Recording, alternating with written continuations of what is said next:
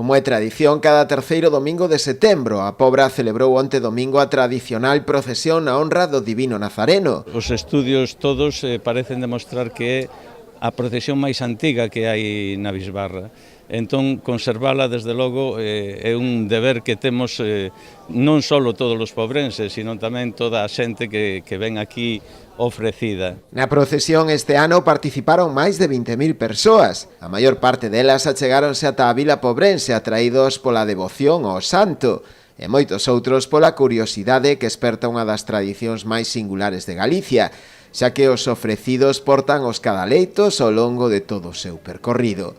Este ano foron un total de 6 ataúdes, 5 de adultos e un de neno, os que procesionaron dende a igrexa do Castelo para agradecer ao Divino Nazareno a súa intercesión e a axuda fronte á morte. El nieto della le detectaron leucemia sendo un bebé e entón se ofreció, se curaba, se levaba un ataúd al santo e el niño se curó, está mejor, e entón despois hacemos a ofrenda de la caja. Porque ten un mal na espalda, gástanse os discos da columna.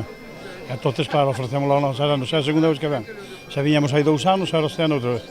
Xa operaron 3 veces, entonces estamos a ver se que a ofrenda, polo menos, que lle quiten o dolor, polo menos, así como se lle pasa. Pois a mí encántame todo isto, porque a xente ben se ve, se non fora importante para a xente, non había tanta xente como hai aquí. Ten que ser algo moi, eu xa digo, foi a primeira vez, pero ten que ser moi importante para a tradición. Venimos porque habíamos pedido por el Nazareno porque tuvo un accidente y pues para agradecerlo hemos venido aquí a agradecer. Aínda que a procesión das mortallas constitúe a imaxe máis característica, a festa do Nazareno, declarada festa de interese turístico galego, é moito máis.